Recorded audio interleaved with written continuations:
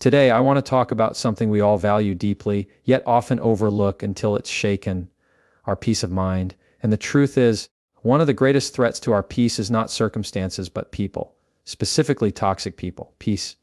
A simple word, yet one of the most valuable treasures we can ever possess. In our fast-moving world, people chase money, titles, recognition, and material success. But ask yourself, what good is all of it if you have no peace of mind?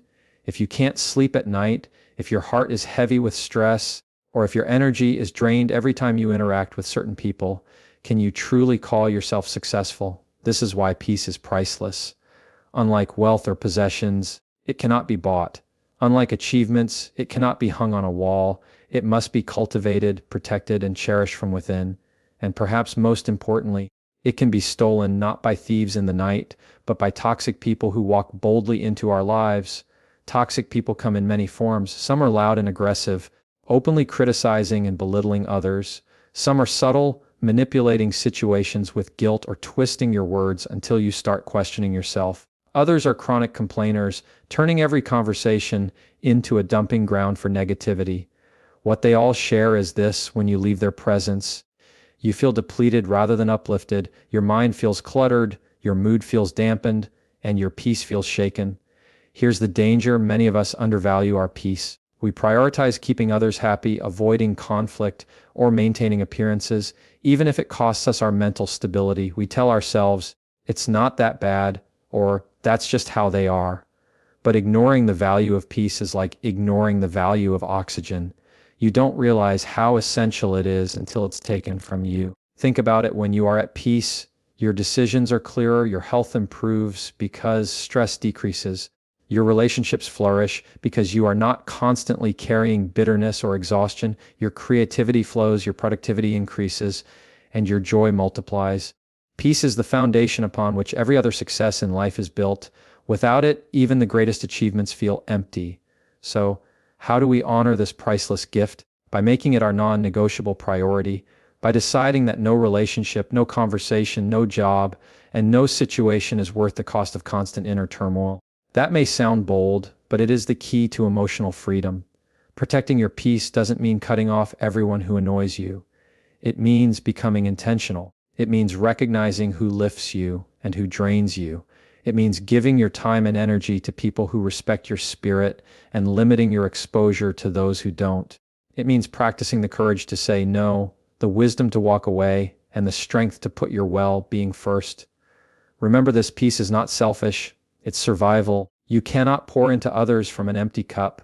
By safeguarding your peace, you actually become more present, more loving, and more effective in every role you play as a friend, parent, partner, or professional. So, the next time you feel guilty for stepping away from someone toxic, remind yourself of this truth: peace is priceless. It is the silent force that keeps you strong, steady, and whole.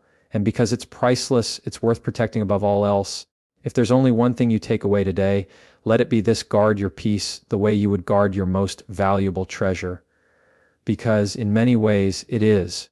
Toxic people drain energy. We all have a limited supply of energy each day. Think of it like a phone battery. You wake up in the morning fully charged, ready to take on the world. You invest that energy in work and family, in your goals, and in the things that matter most. But just as a phone loses its charge when too many apps are running in the background, we too lose our energy when toxic people are constantly draining us.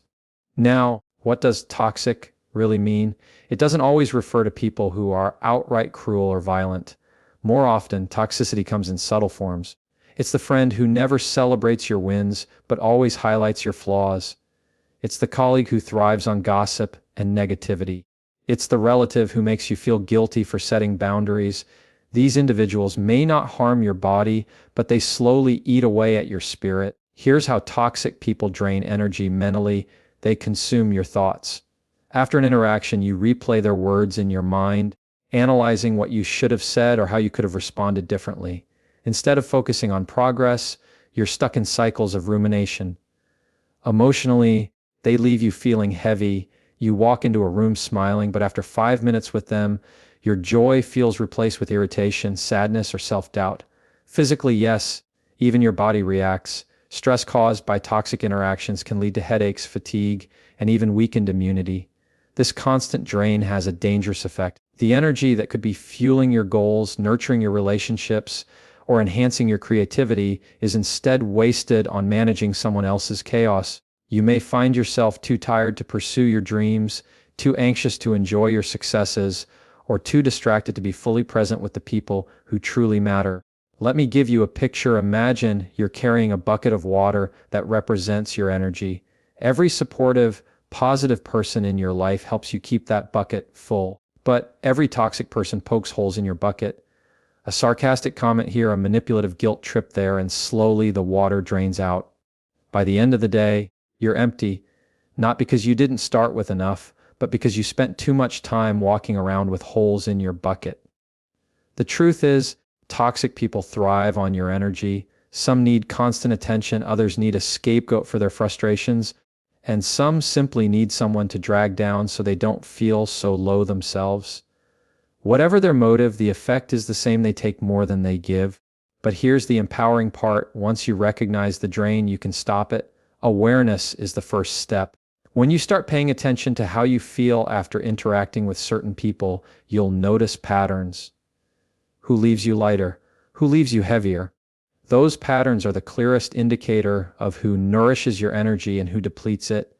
Once you see the drain, you can choose to plug the leaks. That might mean limiting contact, changing the subject, refusing to engage in negativity, or, when necessary, walking away entirely. Protecting your energy doesn't make you unkind, it makes you wise. Because your energy is your life force, and when it's constantly drained, you can't show up as your best self for anyone. Remember, toxic people don't just waste your time, they waste your spirit, and life is too short to live exhausted because of someone else's behavior. Guard your energy like the precious fuel it is, because when you stop letting toxic people drain you, you'll discover just how much power, joy, and creativity you actually have. You can't control them. One of the hardest lessons in life is this: you cannot control other people. You can't control how they think, what they say, or how they behave. And when it comes to toxic people, this truth is even more powerful, because the more you try to change them, the more frustrated and drained you become. Most of us, at some point, fall into the trap of believing we can fix someone.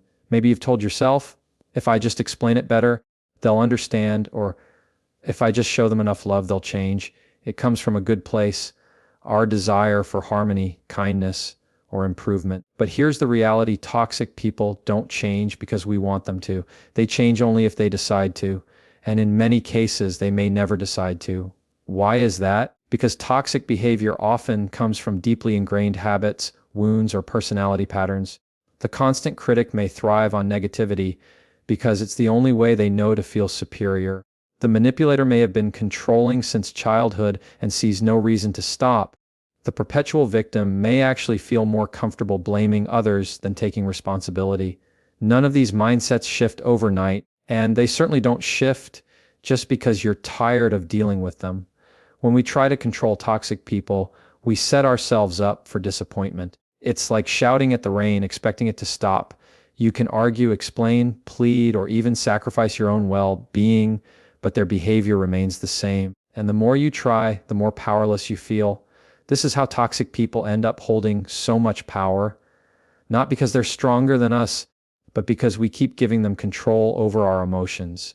Here's the liberating shift: accept that you cannot control them, but you can always control your response. You cannot stop someone from gossiping, but you can choose not to participate. You cannot stop someone from criticizing you, but you can choose not to absorb their words as truth. You cannot stop someone from complaining, but you can choose to step away instead of soaking in their negativity. Think of it this way: you're the driver of your own car. Toxic people may honk at you, shout from their window, or even try to grab the steering wheel, but you're still in control of where you go. The moment you realize that, you stop wasting gas driving in circles around their chaos. This shift also removes a huge weight off your shoulders. You no longer feel responsible for fixing everyone or keeping everyone happy. You don't have to carry the burden of someone else's moods or mistakes. That's their work, not yours. Your work is protecting your peace, choosing your boundaries, and staying aligned with your values. Here's the truth: peace doesn't come from controlling others, it comes from controlling yourself. When you stop trying to rewrite other people's stories, you reclaim the pen to your own. So, the next time you're tempted to argue with someone toxic, remind yourself, I can't control them, but I can control me. That one decision will save you countless hours of frustration, endless cycles of disappointment, and an immeasurable amount of energy. You can't control the storm, but you can always control how you sail through it. And that, my friends, is where your true power lies. The shift boundaries over battles when dealing with toxic people. Our natural instinct is often to fight back. We argue, defend, explain, and sometimes even beg for them to see things differently. We step into battles, hoping that if we just win the argument or prove our point, things will finally change. But here's the problem: fighting toxic people rarely leads to peace. It usually leads to exhaustion. The powerful shift we need to make is this: choose boundaries over battles. What does that mean? A battle is when you constantly try to convince, fix, or defeat someone else's behavior. A boundary, on the other hand, is when you calmly and firmly decide what you will and will not allow in your life. Battles are about controlling them. Boundaries are about controlling you. Let's break this down with an example. Imagine you have a colleague who constantly criticizes your work in a harsh, dismissive way. A battle would look like spending hours defending yourself, arguing, and replaying the situation in your mind, hoping they'll finally stop. But a boundary looks different. A boundary might sound like, I'm open to constructive feedback, but I will not engage in conversations that are disrespectful. If you'd like to discuss my work professionally, I'm available. Otherwise, I'm walking away. Notice the difference? A battle drains you. A boundary protects you. Boundaries are powerful because they shift the focus from changing them to protecting you. You stop investing energy in trying to win a fight you were never going to win, and you start investing that energy into maintaining your peace. Here's what boundaries look like in practice. Time boundaries: limiting the amount of time you spend with someone who drains you. Conversation boundaries: steering away from gossip, negativity, or disrespectful topics. Emotional boundaries: refusing to carry guilt that isn't yours or absorb criticism that isn't true. Physical boundaries: sometimes it means simply leaving the room, ending the call, or distancing yourself. The key to effective boundaries is clarity and consistency. You don't have to explain endlessly or justify your choices. A boundary is not about convincing them. It's about training yourself. It's about saying, this is my line, and I respect myself enough not to cross it. Now, some people might say, but won't boundaries make me seem cold or selfish? Not at all. Boundaries are not walls, they are doors. They don't shut people out. They teach people how to interact with you in a way that is healthy and respectful. In fact, boundaries are one of the highest forms of self-respect, and ultimately, they create healthier relationships. Battles create tension. Boundaries create clarity. When you engage in endless battles, you give toxic people the power to set the terms of engagement. But when you set boundaries, you reclaim your power. You no longer fight on their battlefield. You set the rules for your own. Think of boundaries like the fence around your home. You're not building the fence because you hate the world outside. You're building it because you love the peace inside. The same goes for your emotional life. Boundaries don't make you mean, they make you free. So, the next time you're tempted to step into a battle with a toxic person, ask yourself, do I want to waste energy fighting them, or do I want to protect my peace by setting a boundary? The answer is clear. Battles may give you temporary satisfaction, but boundaries give you lasting peace. And peace, as we've already said, is priceless. Saying no is powerful. One of the most underestimated words in our vocabulary is a tiny two-letter word, no. It sounds simple, but for many of us, saying no feels difficult, even impossible. We worry about disappointing others, being judged as selfish, or causing conflict. So, instead of saying no, we say yes to things we don't want, can't handle, or shouldn't accept. And in the process, we trade our peace for their comfort. But here's the truth: every time you say yes to something that drains you, you're saying no to something that could restore you. Every unwanted obligation, every toxic conversation, every unnecessary demand steals energy that could have been used for your health, your goals, your family, or your joy. Saying no is not about rejection, it's about protection. It's not about pushing people away, it's about pulling your peace closer. Think about this: toxic people thrive on the word yes. They rely on your compliance. Your silence, your willingness to go along even when it hurts you. The manipulator counts on you saying yes to their guilt trips. The critic counts on you saying yes to their authority. The energy drainer counts on you saying yes to endless conversations that leave you exhausted. But the moment you say no, you break the pattern. No sets a boundary in the clearest, strongest way possible. It says, I will not participate in my own depletion. It tells the world my time, my energy, and my peace are valuable. Of course, saying no doesn't mean being harsh or unkind. You don't need to yell or explain for hours. Sometimes the most powerful no is calm, polite, and firm. Here are a few examples. No, I can't take that on right now. No, I'm not available for that conversation. No, that doesn't work for me. And sometimes just no. Full stop. Notice something important. None of these require justification. Too often, we feel the need to defend our no with long explanations, hoping the other person will approve.